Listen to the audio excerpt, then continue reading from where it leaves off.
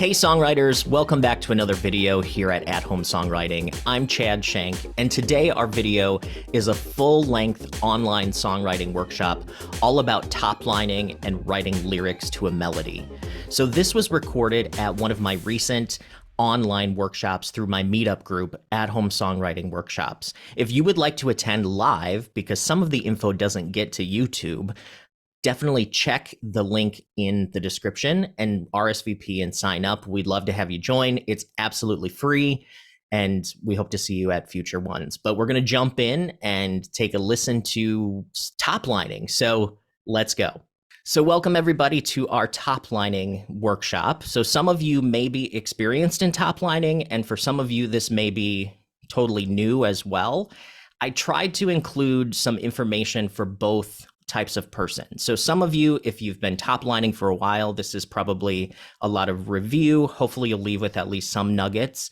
But for those of you that this is new to, hopefully you leave with a lot of nuggets that you can use within your own writing. So I am going to share my screen. So what are we going to cover today? So basically, we're going to talk about top lining and what it actually is. And it's kind of a buzzword within the songwriting community, but it's actually not a very new concept. We're going to talk about the steps to top lining. We're going to show you some examples of pro songwriters doing top lining. We're going to talk about your goal as a songwriter, and then of course have some open discussion as well. So your goal as a songwriter.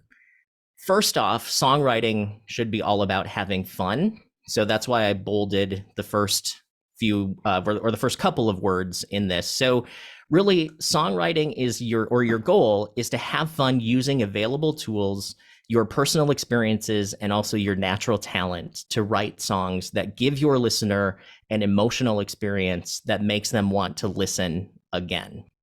So it's really about writing something that moves someone in some way. And what we'll try to teach throughout this workshop, as well as the many other workshops that we've done. And if this is your first workshop, the other workshops are on the YouTube channel. So go to athomesongwriting.com.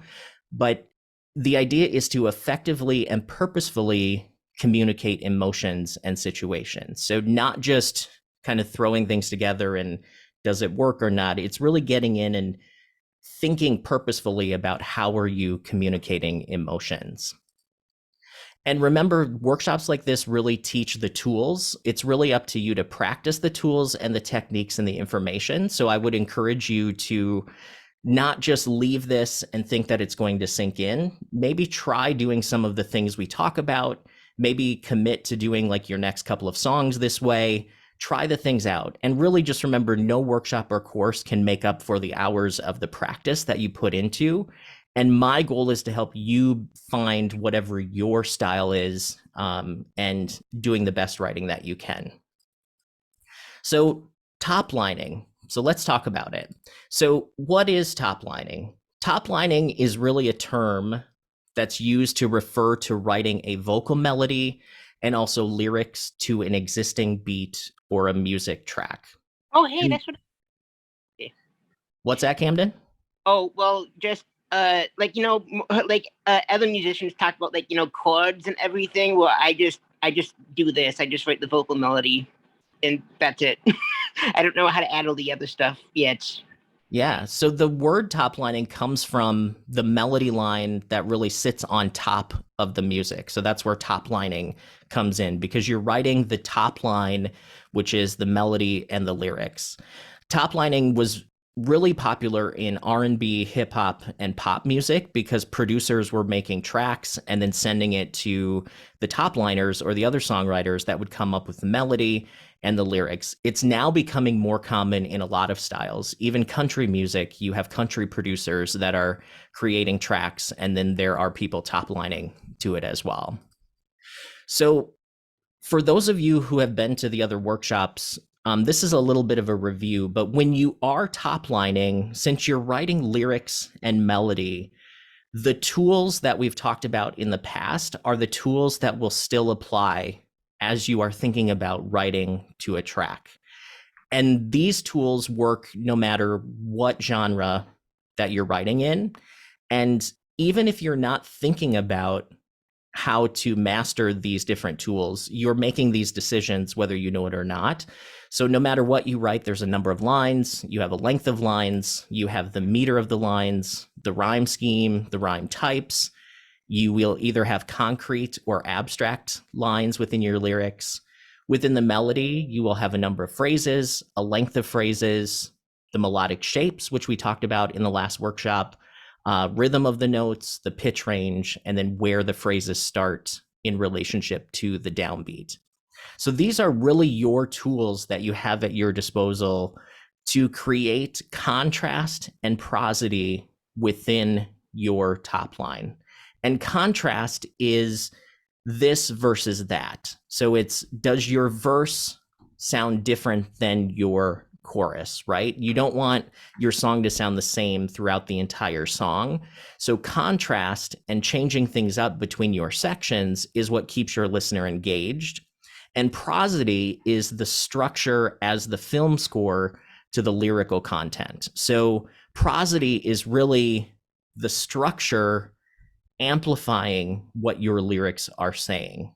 And we've talked about that in other workshops as well. It's kind of the, think about in like just like a movie, what's being said can be colored by the music that's underneath of it, right? So even though someone's saying something positive, if the music in the movie is very dark and ominous, you know that something's not right. And that's how prosody works. So you can use structure and all of these lyric tools and melody tools to either amplify or contradict the message that you have in your lyrics.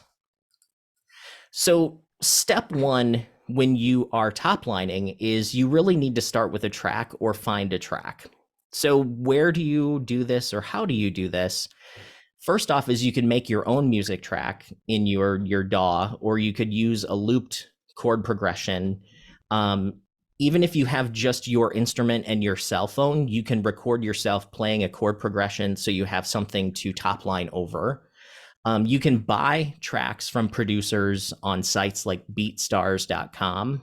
BeatStars is a site where producers upload music tracks that they've produced, and then you pay a fee to license them in order to use them in your compositions.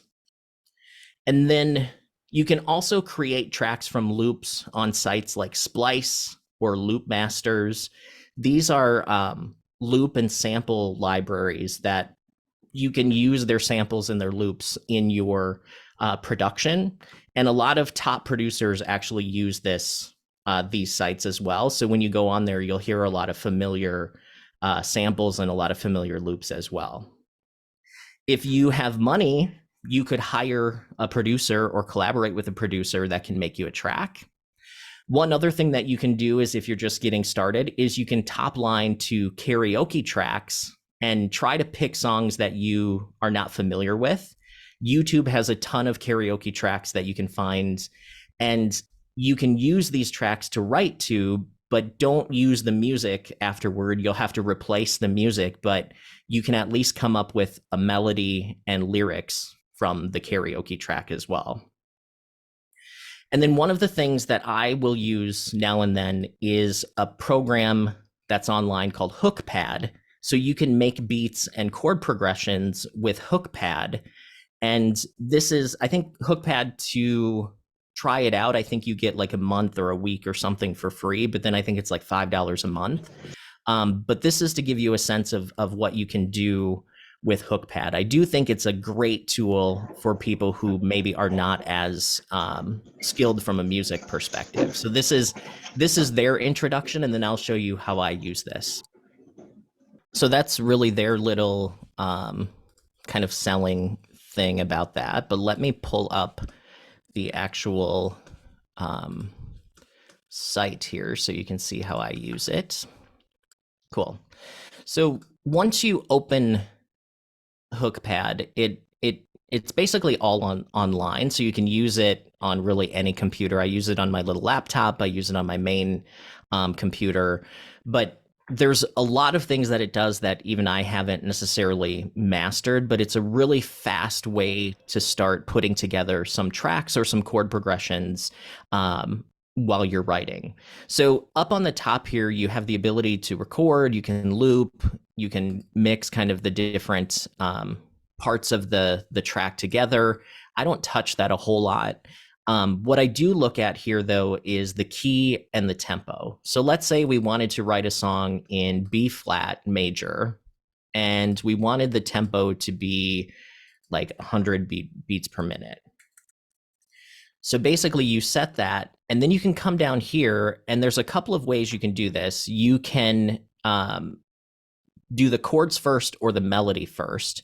So you can draw in melodies. If we come up here, and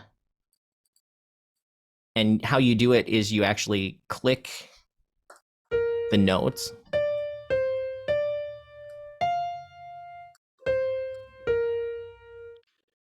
And then you can copy that.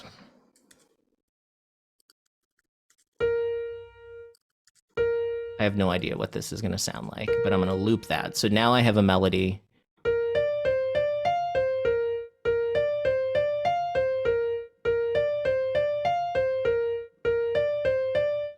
And what this program can do is then you can come down here and it can even help you suggest different chords, or you can just experiment with your own. So let's do two chords per measure. So I'll do, let's not start with the 1. Let's start on the 4.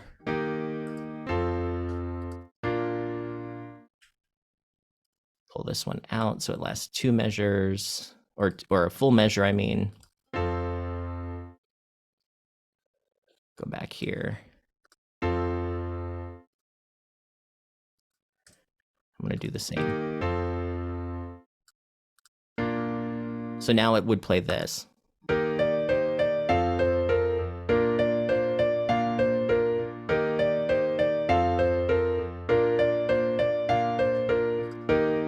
But if you were wanting to top line, you probably would start without the melody here. So you could just take that out. So then your progression would sound like.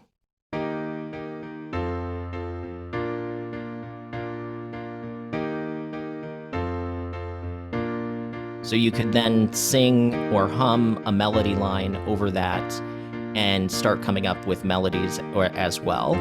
And then if you come up here to band, you can actually choose different styles. So here they have a ska style. It just takes a moment to load.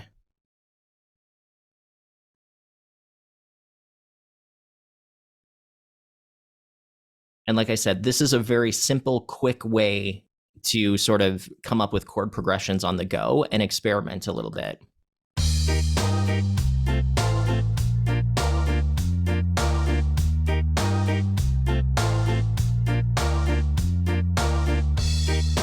And then let's say you have the chords and you're like, well, what notes might work within those chords? If you hit guide, it will show you what notes show up within those chords. So it shows you the chordal tones, so you know which notes can be in there. So it's a really cool way to figure out what you want to do. And like I said, it's pretty simple, and it just takes a little bit of experimenting. So any questions on Hookpad?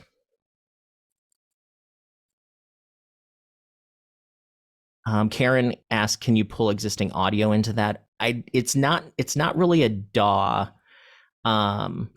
Susan, does Hookpad have a video training? Yes, they do. Yep, they have. They not only have video training, but they also have some like online tutorials, like PDFs that kind of show step by step.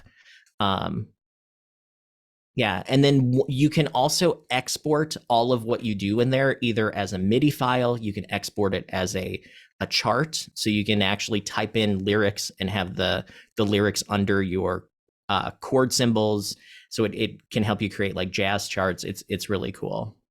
Leslie says, what's a DAW? A DAW is DAW, that's Digital Audio Workstation.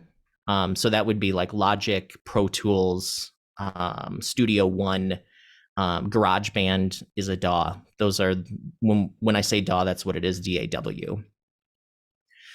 So let me get back to our presentation here. It'll let me go down. Whoops. So one thing with toplining is sometimes producers will actually send out the track to multiple topliners to write to. So you'll see this a lot in like some of the major producers and some of the major toplining people. They'll send the same track out to different people, and then they'll choose which song comes back the best. So the chosen top line gets the co-write, and then the others can use the melody and lyrics for other tracks. They can't use the track that was sent out, but they still own their melody and their lyrics. So that's kind of an interesting way that you see songs being written today. And I think that's why a lot of times you see a lot of writers listed on a song, is because the producers are considered songwriters. So if you have, a couple of producers, there's two writers right there. And then if you have someone who writes the melody and someone who writes the lyrics, there's four co-writers on that song as well. Dora, you have your hand raised. Yeah, as long as we're on this topic, one of the things that I'm concerned with is the legal issues that are involved. When you go to places like BeatStars and you purchase tracks from people you don't know, and I know there's like a non-exclusive, exclusive license, but I was wondering if you could just generally address those types of licenses and the legal issues involved with using other people's tracks. I'm definitely not an entertainment attorney, but I think the first thing that they will tell you is get it in writing. So there's no real set like process, or there's no real set way to do that. It really just depends on what that agreement is. So you have to pay attention to what that, like, I know you mentioned there's exclusive and non-exclusive. Non-exclusive usually means that other people could also have this track, right? So you may not be the only person that's using it. Exclusive would mean that you're probably paying more, but you're going to be the only person that has access to the track. So it really depends on the agreements that you have with the producer. And I would say that get it all up front before you agree to some of that stuff. Just another question I have Sure. is one of the things that I found with toplining is that I love writing to tracks that are produced because it's actually a great motivation. Is it legal to, once you've written your song, you've had the lyrics and the melody, is it legal to take that track to another producer and get the track redone, like starting from the ground up? Is it okay to do that? Because I know a lot of the beats are just four chords. And from what I understand, chords are not copyrightable, chord progressions. Yeah, you could do the chords, but you would have to make sure that the track doesn't sound similar, because I Okay. mean you start getting into, are you just copying the work of someone else? Um, No, this would be stylistically, I think it would be, the approach would be completely different too. So it definitely wouldn't sound the same. But I'm just wondering if it's legal to take those four. I mean, chord progressions aren't copyrightable, right? Correct. Okay, Yep. so if you take those four chords and you produce them totally different, even though you use the lyrics and the melody that you wrote, that would be then considered legal, I would imagine. And that's something that you can discuss with the producer as well, and say, like, if I Okay. don't use your track, what's the agreement? Because sometimes it depends on how, I guess, it gets messy, and that's where it's not cut Yes. and dried, because it's how much did that track inspire what you did, right? Hmm. Like your work becomes an interpolation of that track, right? So some people would argue that you wouldn't have written that song had you not heard that track. Um, and I would say that if you're working with someone that the etiquette is to not take stuff that you've done with someone else and take it to someone else. That's kind of considered rude within the industry. Like if you co-write a song with someone and you're like, I don't quite like it, so you take it to someone else, that's a big no-no because that song's not just yours. You co-wrote it with someone else and they have equal say in what happens to it. So So when you yeah, go to it's when you go to a place like BeatStar and you find a producer whose work you really like, is it okay to contact that producer and ask them, okay, can you write a track for me? Can you write a track specifically for me that you don't post, that I pay you to write? yeah. Yep. And most of those producers will charge more for that, but a lot of producers will definitely do that. Okay. All right. Thanks, Chad. Yeah, and JP in the chat says sometimes labels go out of their way to recreate the beat when they can't clear the samples. Yep. So with samples, sampling is using elements of another track to make a new track, which is a little bit different than top lining. But yeah, sometimes the labels will try to recreate the sound of a sample, but that gets them in trouble too. Which the perfect example would be the um, what was the song? uh can't think of it right now. It was Pharrell and Robin, is it Thick. Robin Thick. Thick? Yes. So they recreated a track that sounded so much like Marvin Gaye that they got sued and they lost. So it can come back and bite you. Yes, Blurred Lines, Stu, that's the song that I'm thinking of. Um, it sounds a lot like a Marvin Gaye song, and the judgment was against them that even though they didn't directly copy it, it was close enough to where that it could be confused with that other song. But Dory, for really the thing about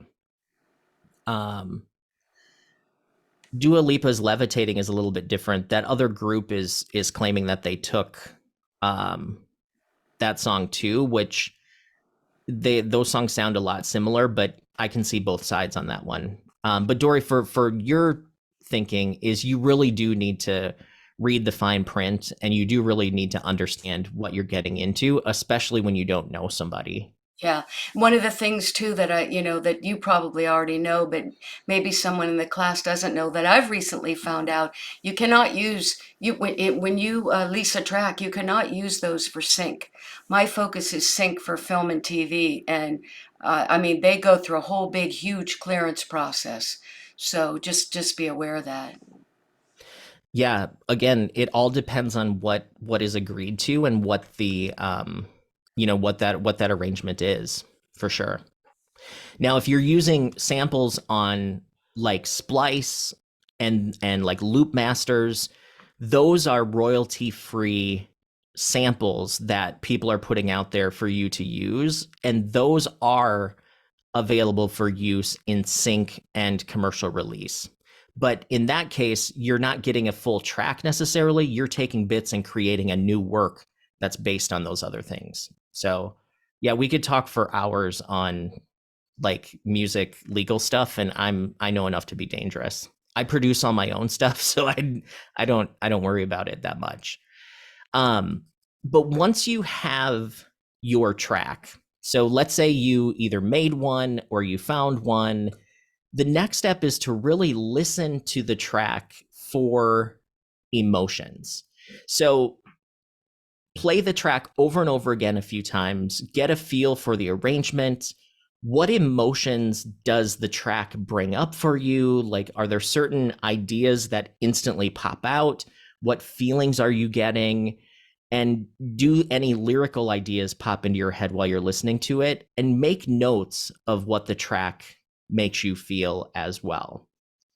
So, speaking of using tracks and doing all this stuff, I actually have a track that I was going to give to you guys to write to. And if you guys write something and I really like it, I would work with you to release it, and then we could split the very little streaming royalties that we get. So I wanted to show you this track, and I will put a link to it in the chat so you can download it and work on it as well. So this is a track that I did actually over a year ago, and it's kind of been sitting around, but I actually like it. So what we'll do here is as I said, the first step is once you have a track is to listen to it, see what emotions it brings up for you. So this track has no title. I just created it. I don't even remember the tempo. I don't remember the chords. But I did this back in February of last year.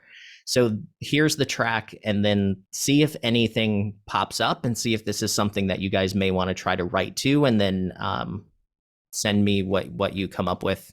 Obviously not during this workshop, but you can take some time and work with it and download it as well. So here's the track, and then I'll put the link in the chat.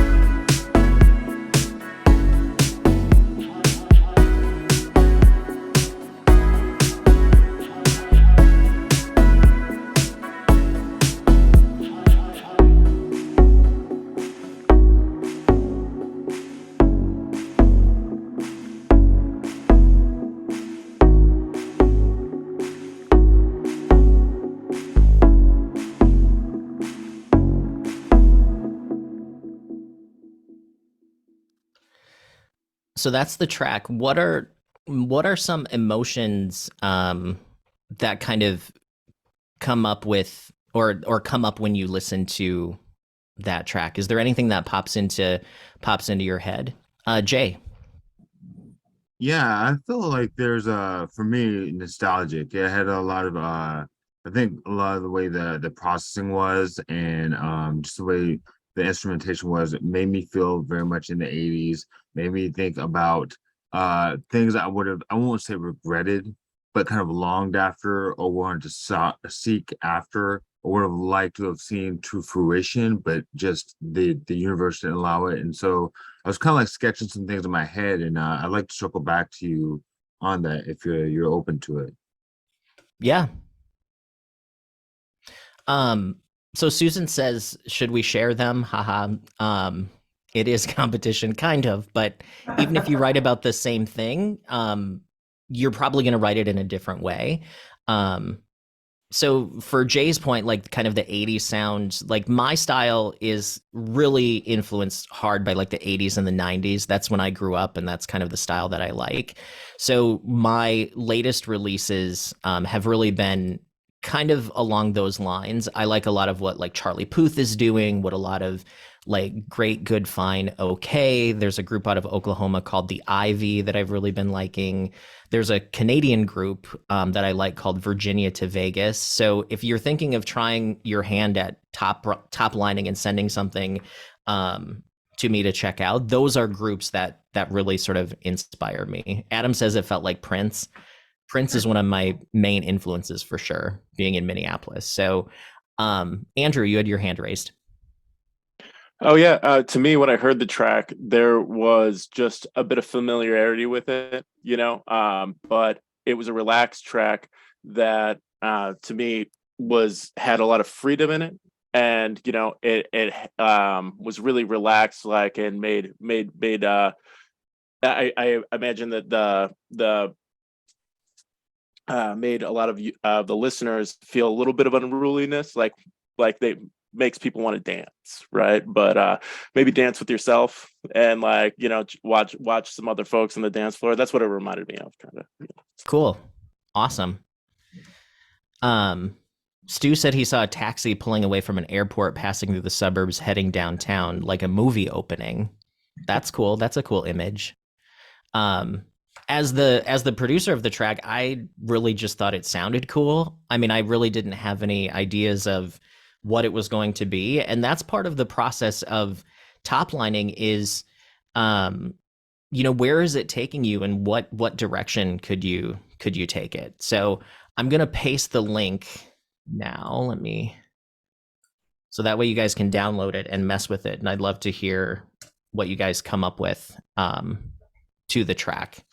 And if we do end up putting it out, like I said, we can split the massive royalties that I get from my, like, 3 downloads that I get on Spotify. So let's go back to our presentation here. So as we said, once you have a track, then listen for the emotions that it comes up for you. And obviously all of you heard something in that track. There's going to be times where you get a track and you absolutely feel nothing. That means that that's probably not a track that you want to write to, right? You have to be inspired by something in order to make it good. Don't force it. I would say that's one of my other or some more of my advice is don't force it. If it's someone that I used to work with would always say, if it doesn't flow, let it go. And I always think about that, remember back to when we started this workshop, it's all supposed to be fun. So if you're not having fun with it, let it go.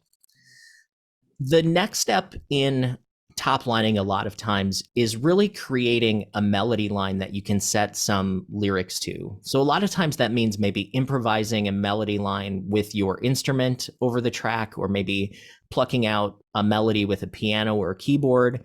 Also, a lot of people will sing gibberish, or what some people call mumble singing over the track, where you really just focus on singing a melody that doesn't say anything or mean anything, but it just kind of is fake words. This is a chance for you to not edit too much and really go into your melodic mind. It's a little bit like melodic free writing when you write to a track this way. So I wanted to show you some examples of professional toplining and professional producers that have written like this. So this next video we're going to watch is a production duo that goes by the name Stargate. And the song that they're going to be talking about in this is the song Diamonds, that was a big hit for Rihanna. And the song started as a track that Stargate produced. And then Sia, many of you are familiar with Sia, she actually did the toplining for the song. So we'll kind of go through what the track started as. We'll show you what Sia did, and then we'll listen to part of the final result as well. So you'll see kind of the evolution of track to production. So this is Stargate. So that is how the song Diamonds started, right? So as you can see, pretty simple production. There's a lot of little kind of extra little things that producers will do to add just a little bit of spice to it. But then Sia took their track and she did her usual, like, mumble singing or coming up with a melody. So this is one of the demos that Sia had as she was writing the song Diamonds for Rihanna. So this is, the quality's not the greatest on this because I think it was recorded probably on a cell phone, but at least you can hear what mumble singing actually sounds like from Sia. Mm. So as you can see, it's really just nonsense, but it's what she's inspired from a melodic perspective. So when you are just singing over a track, you don't have to worry about words. And as you noticed, she did sing real words when they came to her. So the diamond in the sky was probably something that just popped into her head, and then she ended up running with that. But so from that track that we saw to Sia doing her mumble singing, eventually she came back and wrote lyrics, and this is what the final song became. And Adam says one thing is she literally bounced between two notes in the verse and then end each phrase with other notes. Absolutely.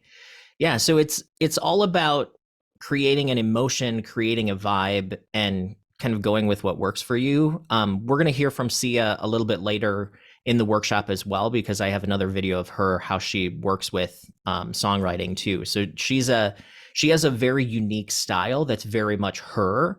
And I think that's what we all kind of hope to find is, our own style. So we already kind of talked about this with Dory's question, but if you are working with a producer, be sure that you know upfront how the splits are going to be done and get it in writing. Usually songs are evenly split by people who work on it, but don't assume that, because some people think that they should get more, those types of things.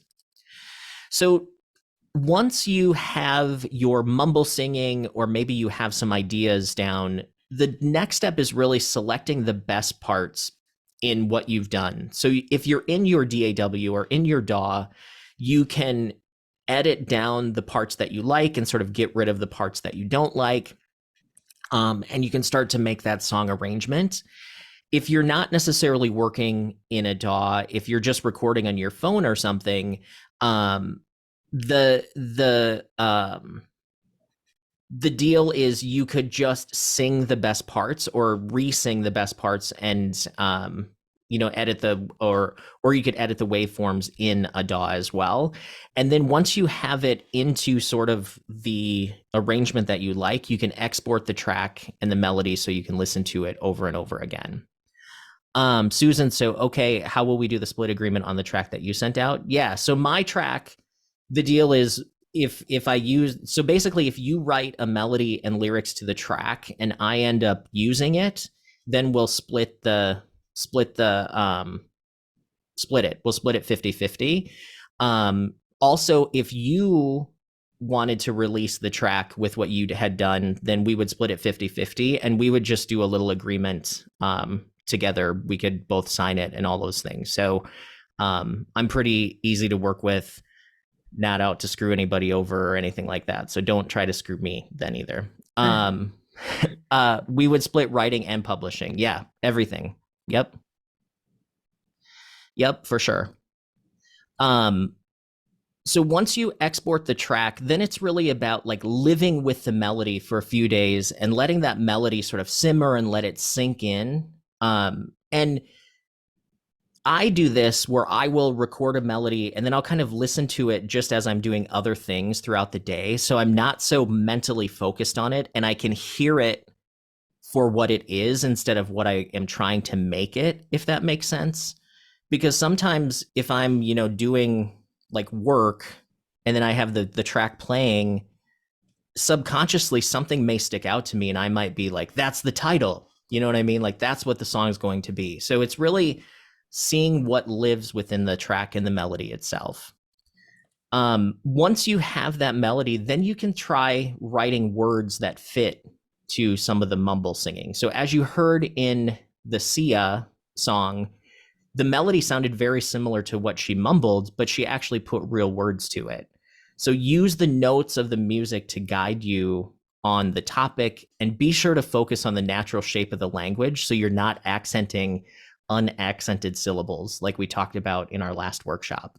And one way to practice this skill is take melodies to songs that you know and write new lyrics to them, because it sounds really childish or simple, but it teaches your mind to hear melody in a different way, and it teaches you to come up with melody based on, or teaches you to come up with lyrics based on melody. So it's a great way to practice.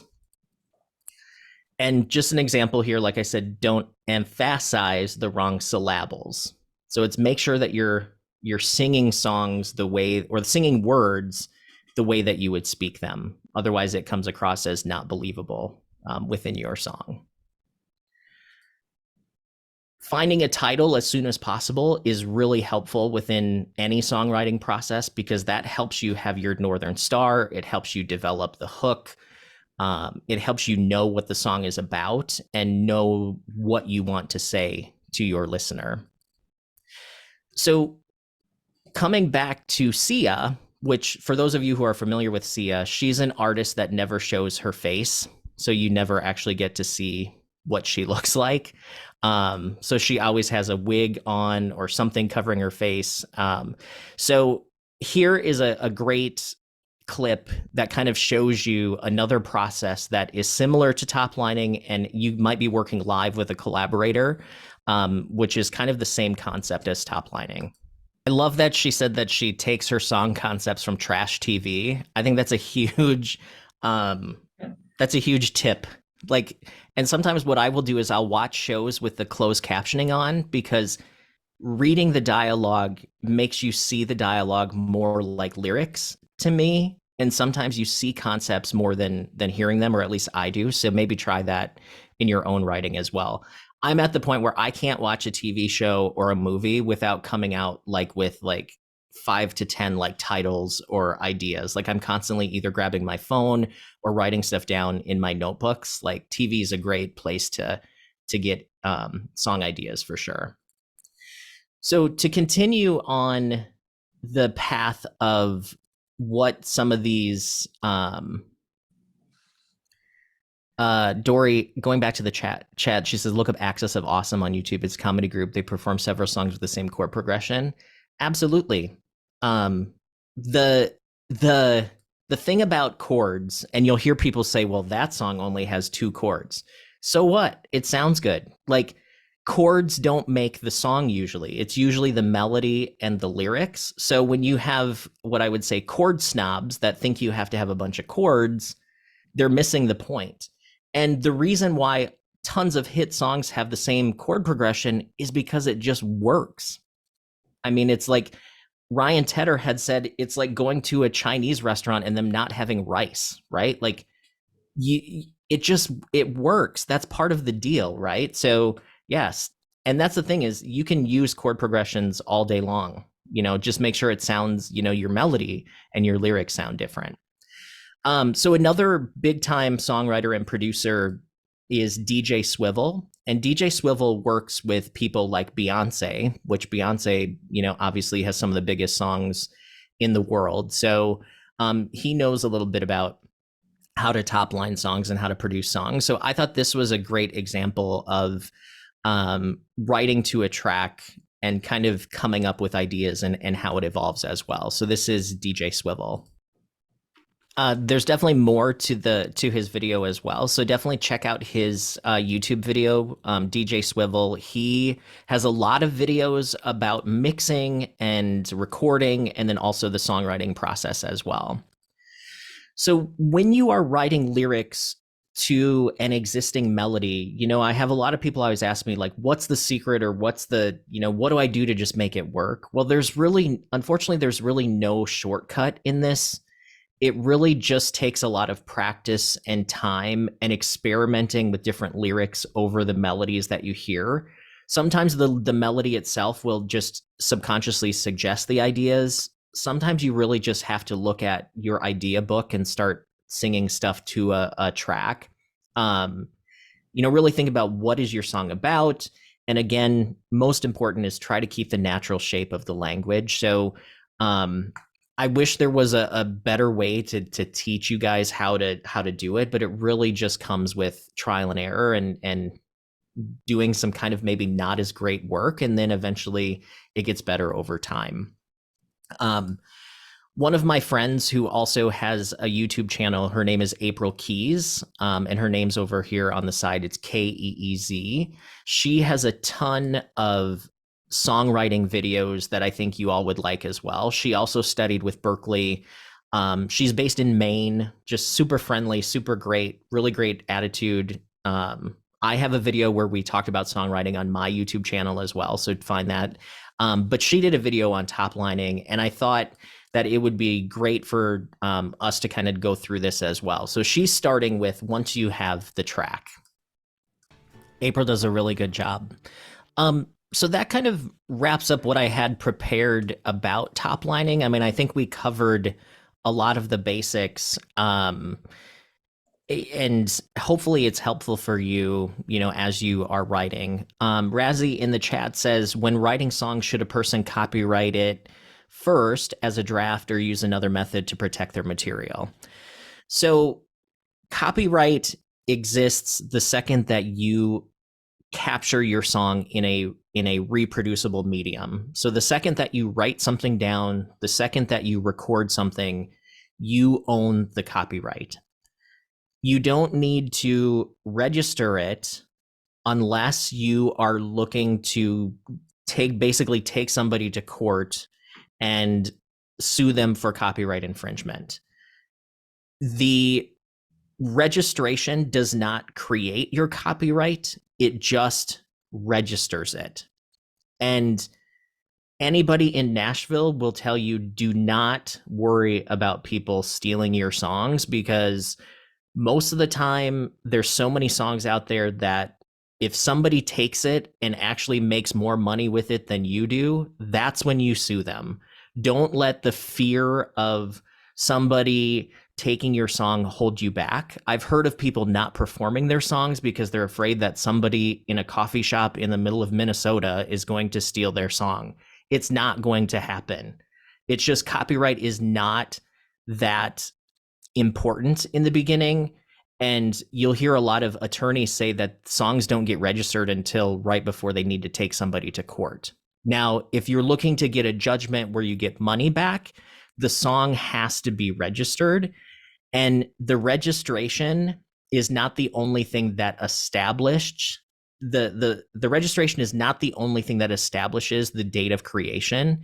You would have all of your notebooks, you would have all of your audio files that are time stamped, you would have any time you've sent the song to someone. Adam says someone stealing your song is sometimes the best thing that could have happened to you. Absolutely. If they can take it and make money with it, like, let them do it, because then you have something to sue. You don't see anybody suing somebody who doesn't have anything, right? Like, there's no point in, like, and Karen says it's also easier now than ever to register things.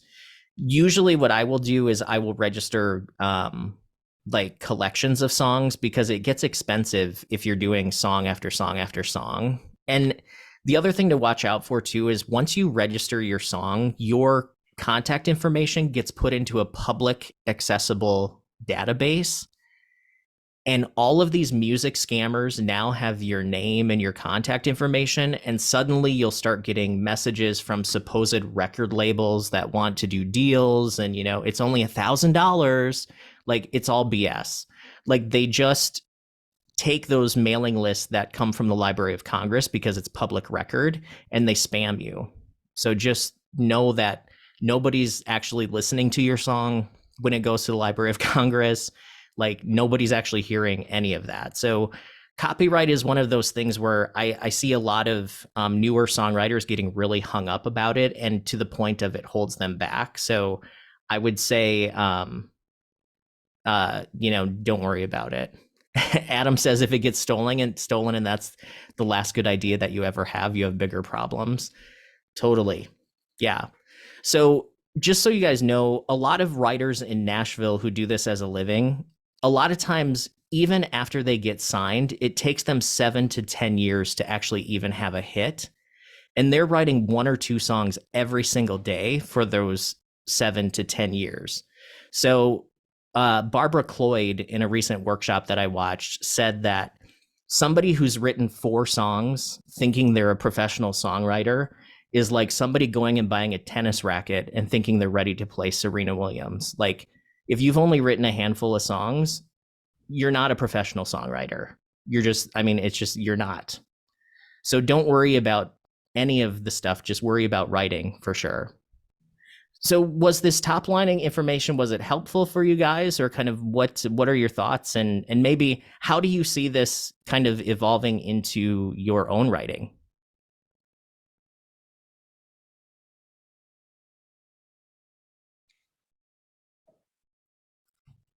Jay, you have your hand raised. Yeah, Chad, it's another great lesson set that you put together here.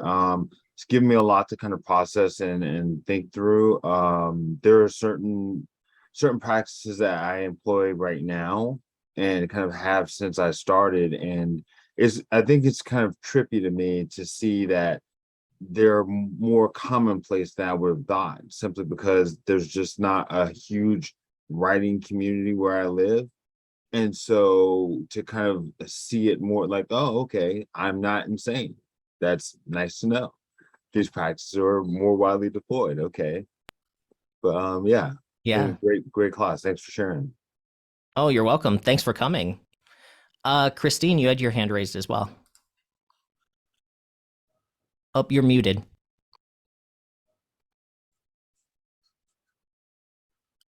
Still muted. There you go.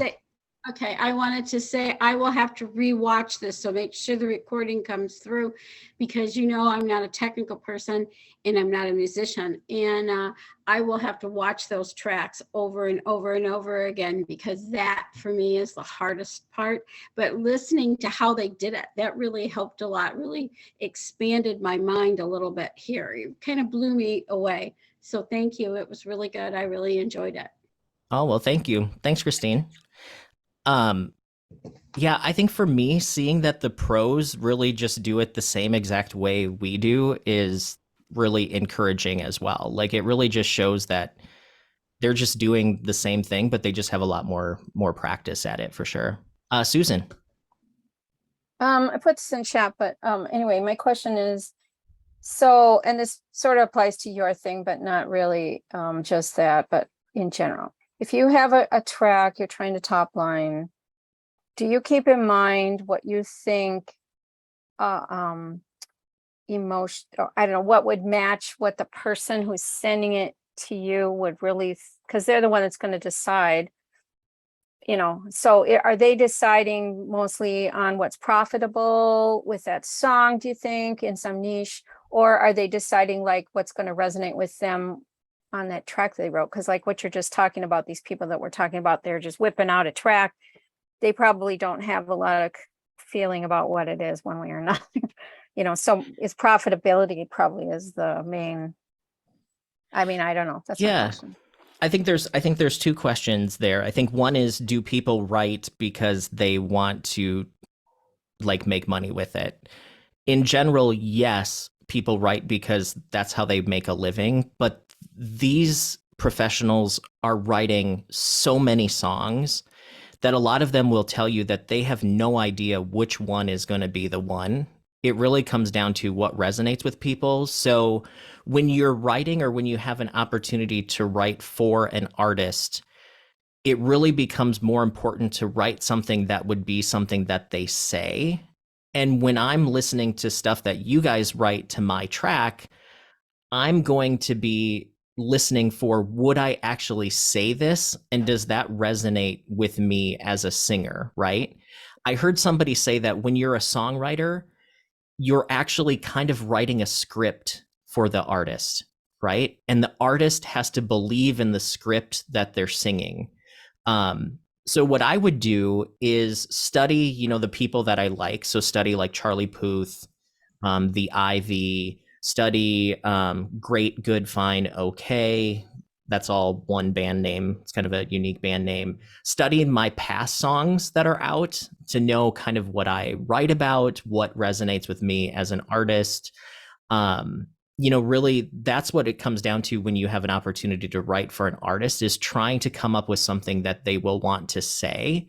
Because a lot of times if it's about something that doesn't relate to them, it doesn't matter how good the song is, they're not going to cut it because it's just not them, right? Like, you have to kind of know something about some of the artists that you're writing to too. Like, if you write a song about breakup and a divorce, and the artist that you're sending to is newly in love with the best person that ever landed on earth, they're not going to sing a breakup song at that point in their life. You know, maybe pitch it to them after they break up.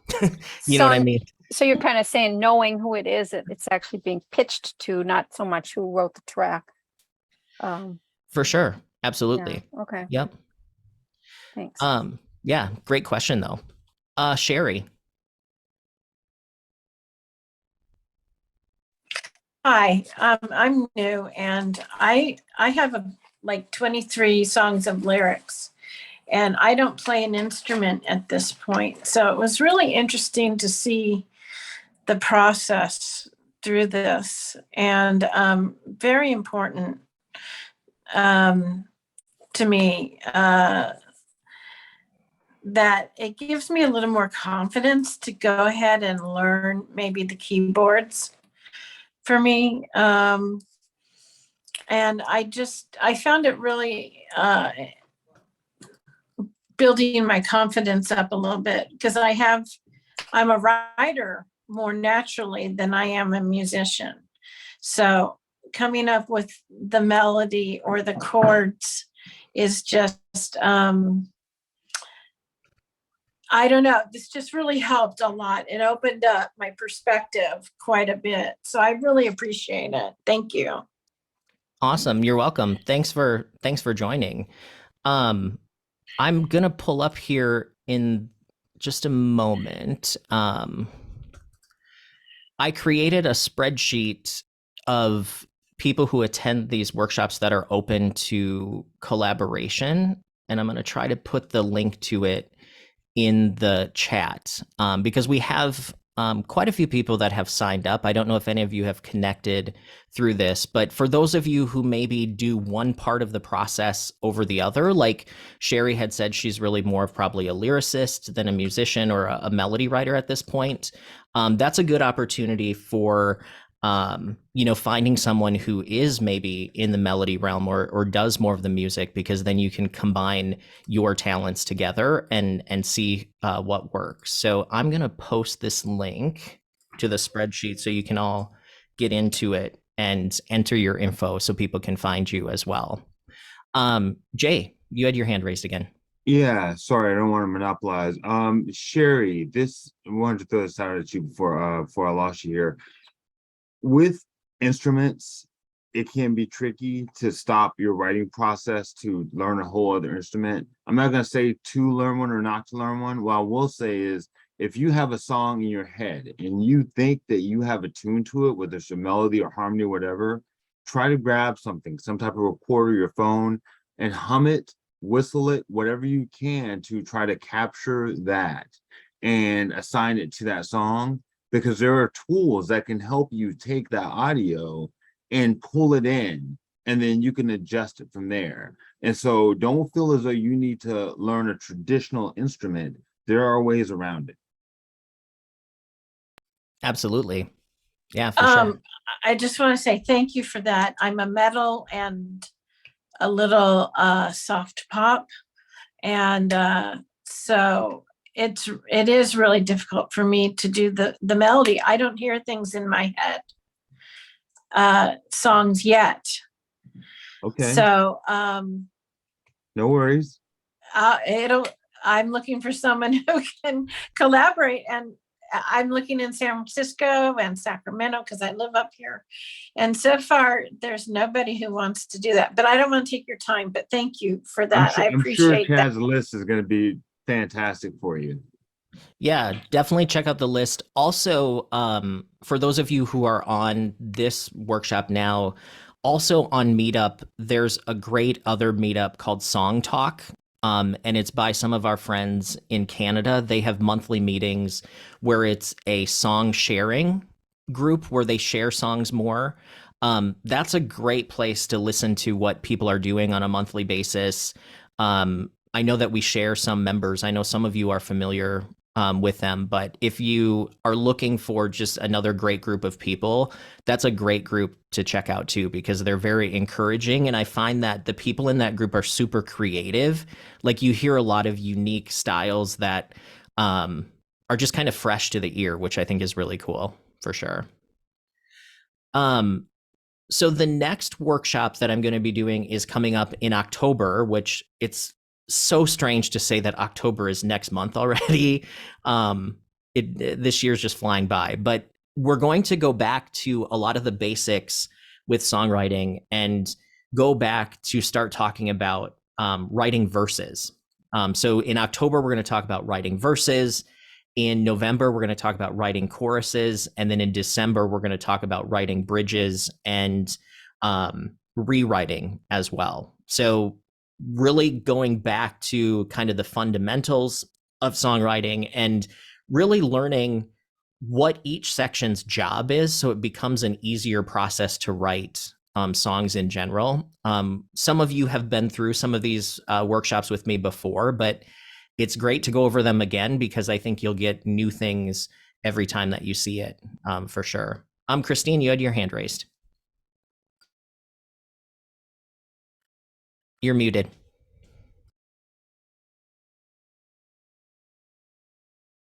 I think you said Song Share. That was the name of it.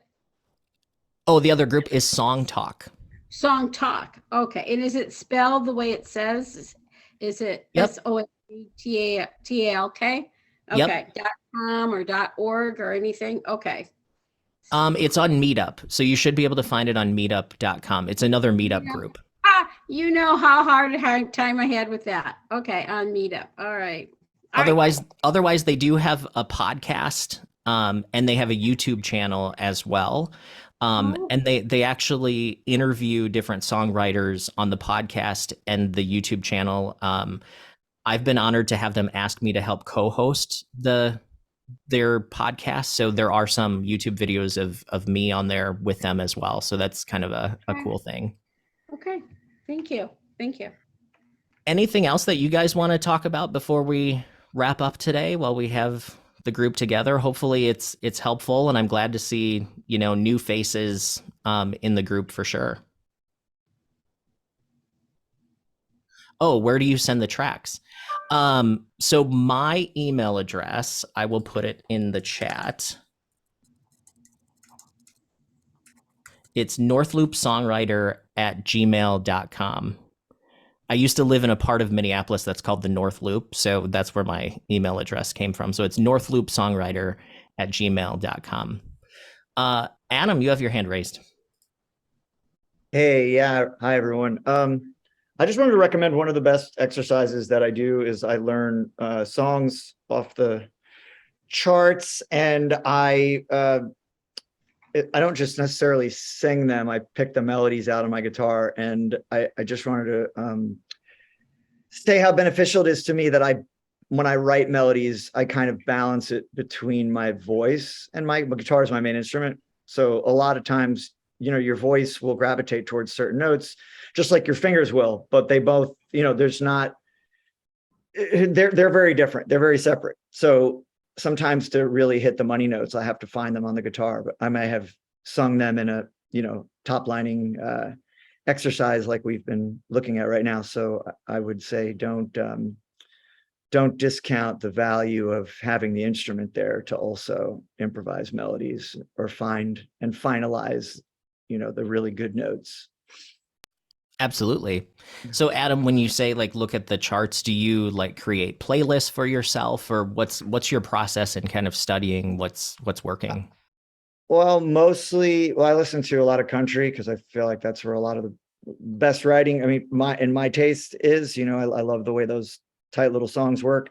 So I just go right down the list of whatever's on the charts, and I learn, most of them are 4 chords anyway. I'll learn the chords, and then I'll basically like maybe hold down the bass note while playing the melody, just to kind of note the relationship between the notes and the chords underneath them. Because there's a lot of motifs like repeated and whatnot. And if it's like a 3-note motif that gets repeated over, 3 or 4 chords, well, every time the chords change, the notes have a different relationship to the chords, and they kind of color the whole song differently. So it's interesting to see how that works. And I know I was pointing out before that Rihanna song, she was just bouncing between two notes. I mean, it's like Hotel California, same thing. He just bounces between two notes and then he deviates. And the Beatles do that all the time, where they're like set very basic, like 2 and 3 note boundaries, and then they'll end the phrase with, 2 notes outside of the boundaries. And I feel like that's how you get those really memorable sing-songy type melodies. Well, that's kind of how we talk, right? Like we kind of talk in little, we're on the same note talking, and then we go up and down a little bit. That's how we communicate as people. So awesome. Great analogy. So Stu put in the chat as well. So Stu created a Spotify playlist with some of our at-home songwriting members. So if you want to hear some songs by some of the people in the group, check that out. And then I'm sure that more of you have songs that should be on there. Like Pierre, you just released a song yesterday, which was awesome.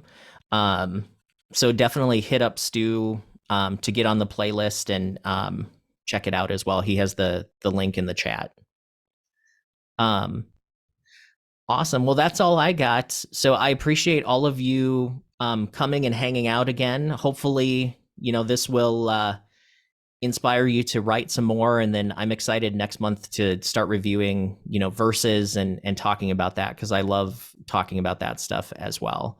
So I appreciate the time that you spend, and this is fun. So thank you very much for attending. And if you know other people that should check out the group, let them know as well. And Sherry, you raise your hand. Yes, just real quick. Would you accept just lyrics towards your song? I have a guitar, but I don't know it. Yeah. So. Yeah, definitely. Okay, thank you. I mean, just for fun, just so like I can say, oh, here you go. Thank you very much. Question, Chad. Is there a deadline? Not really. I would say by maybe like November, it gives you about a month and a half or so. I'm sort of in the process of starting to work on new songs for an album. I just released a bunch of singles that I had laying around. So if you search for my name on the different streaming sites, you'll see my most recent songs if you want to listen to those to get some ideas of kind of like what my style is. Definitely do that too. But yeah, as far as a deadline, not really. And I will try to give you feedback if it's something that I'm not feeling or something that I feel, could be different. I can let you know feedback on it and stuff as well. I thought it would be a fun exercise to see how you guys write, and it may be fun too to have a meeting where we kind of share what other people have done and see how that goes too. But can I ask a question? Yeah, for sure. Oh, he just put his email in there. Stu did. I was just wondering how we were going to contact Stu with our Spotify. But he just put his email in there, so maybe we can copy that. Thank you. Yeah, and I think on Meetup you can see who the other members are, and then I think you can message on Meetup as well. Thank you. But yeah, Stu put his email in there too. Awesome. Well, thanks everybody. Have a good rest of the weekend, and I will see you next time.